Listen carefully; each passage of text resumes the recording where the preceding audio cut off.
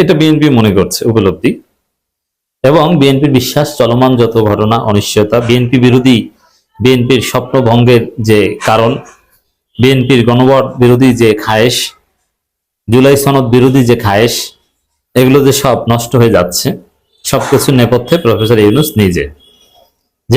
যেমনটা আওয়ামী লীগ মনে করে। আওয়ামী লীগের বিশ্বাসটাকে একটু আপনাদের জানিয়ে দিই। এই যে আন্দোলন হয়েছে, জনগণের একটা স্বতঃস্ফূর্ত বিপ্লব হয়েছে।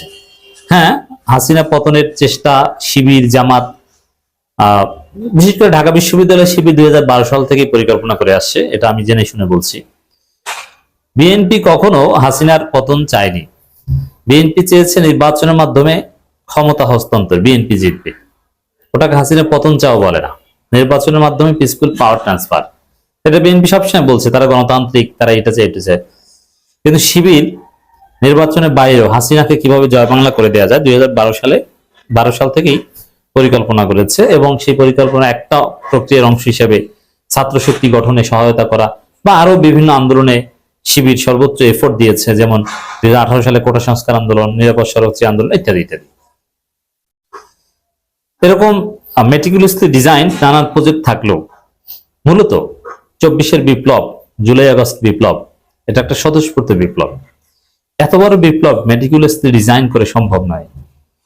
অথবা কিছুটা ট্রিগার করেছে বা কিছুটা হলো ক্যাটালিস্ট হিসেবে ভূমিকা পালন করেছে, কিন্তু বেসিক্যালি বিপ্লবটা স্বতঃস্ফূর্ত। জনগণ নেমে গিয়েছে, বিশেষ করে ছাত্র হত্যায় জনগণ ক্ষুব্ধ হয়ে সব শ্রেণী পেশার মানুষ আওয়ামী লীগের বিরুদ্ধে ফুঁসে উঠেছে।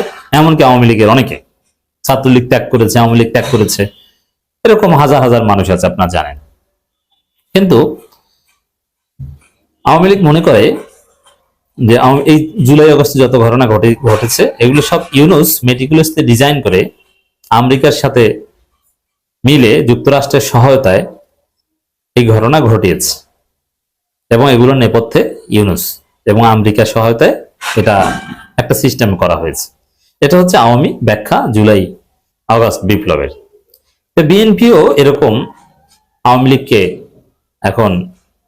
বিএনপি এখন ডক্টর ইউনূসকে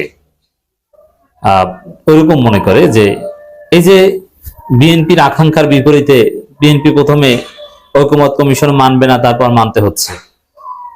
ঐকমত্য কমিশনকে চিনি না, তারপরে চিনতে হয়েছে। গণভোটে রাজি না, তারপর রাজি হতে হয়েছে। এসব সংস্কার ঠেকিয়ে দিবে, এগুলো পার্লামেন্ট করবে, কিন্তু না, সংস্কার অনেক কিছু হয়ে গেছে অলরেডি, এবং বাকিটাও হবে। জুলাই সনদের আইনি ভিত্তি দিবে নাকি বিএনপি সরকার, বিচার করবে নাকি বিএনপি সরকার, না, হাসিনা বিচারও হচ্ছে এবং জুলাই সনদের আইনি ভিত্তিও হচ্ছে, সবকিছুই হচ্ছে। এই যে সবকিছু বিএনপি সবকিছুতে বিএনপি জয় বাংলা। এবং এই যে আপনি যেটা দেখছেন, ছাত্র সংসদ নির্বাচনে ছাত্রদল গোহারা হারছে, এগুলোর পেছনেও বিএনপি মনে করে এটা ইউনূসের মেটিকুলাসলি ডিজাইন মাস্টার প্ল্যান। তারও যত ঘটনা, এমনকি নির্বাচনে অনিশ্চয়তার যে একটা কথা, ওটাও নাকি ইউনূসের মেটিকুলাসলি ডিজাইন, এটা বিএনপি মনে করে। তো বিএনপির যত হতাশা এবং সেকা, সবকিছুর নেপথ্যে বা চলমান যত ঘটনা, সবকিছুর নেপথ্যে ইউনূস নিজেই এটা বিএনপি মনে করে। সরাসরি অনেকে বলে না, কিন্তু বিএনপির ব্যাখ্যা এটাই। বিএনপির ভাড়াটিয়া বুদ্ধিজীবী এবং ভাড়াটিয়া ইউটিউবারদের বক্তব্য যদি শোনেন এবং বিএনপির নেতাদের বক্তব্য সব একত্র করলে আপনি এটা বুঝতে পারবেন যে বিএনপির ফাইন্ডিংস হচ্ছে এটাই, যে সবকিছুর নেপথ্যে প্রফেসর ইউনূস বা ইউনূসের কারসাজি, নেগেটিভ অর্থে, নট পজিটিভ অর্থে।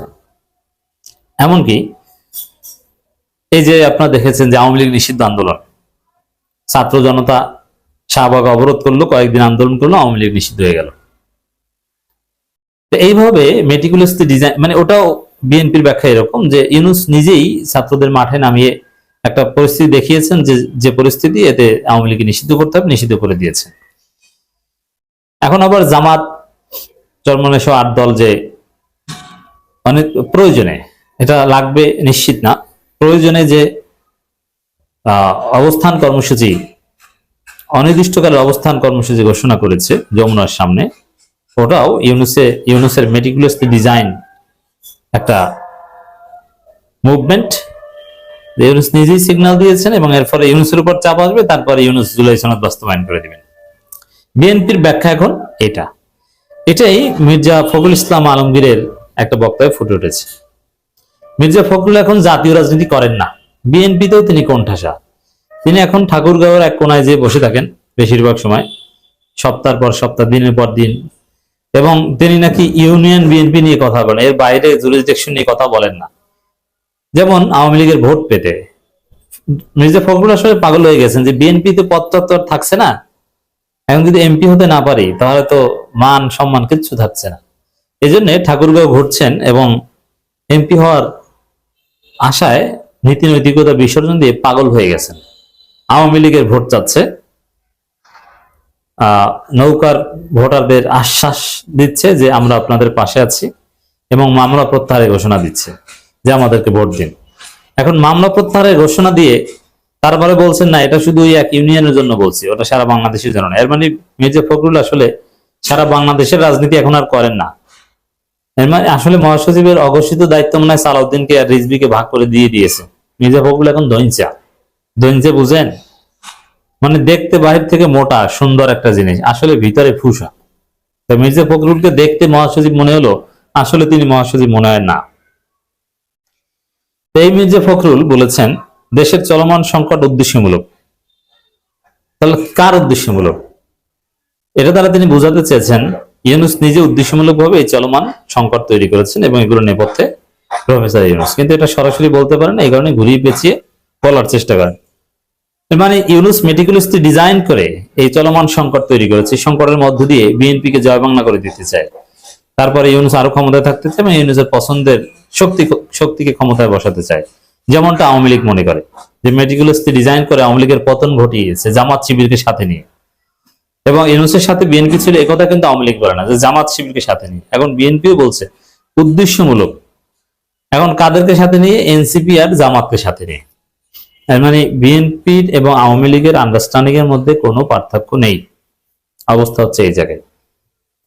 দেশের চলমান সংকট উদ্দেশ্যমূলক বলে মন্তব্য করেছেন বিএনপি মহাসচিব মির্জা ফখরুল ইসলাম আলমগীর। তিনি বলেন দেশের একটা সংকট তৈরি হয়েছে, সেটা অপ্রয়োজনীয় সংকট, এটা কোনো প্রয়োজন ছিল না। আমি মনে করি অত্যন্ত উদ্দেশ্যমূলক ওই সংকটটা তৈরি করা হয়েছে। আসলে পরাজয়ের আগে মানুষ সব জায়গায় এরকম উদ্দেশ্যমূলক ষড়যন্ত্র অনেক কিছু দেখে। ব্ল্যাক ম্যাজিকের শিকার হলে স্বপ্নের মধ্যে সাপ দেখে, কুত্তা দেখে যে কুত্তায় কামড়ায়, সাপে কামড় দিছে, আসলে কিছু না। বিএনপি এখন কালো জাদুর মুখে পড়েছে।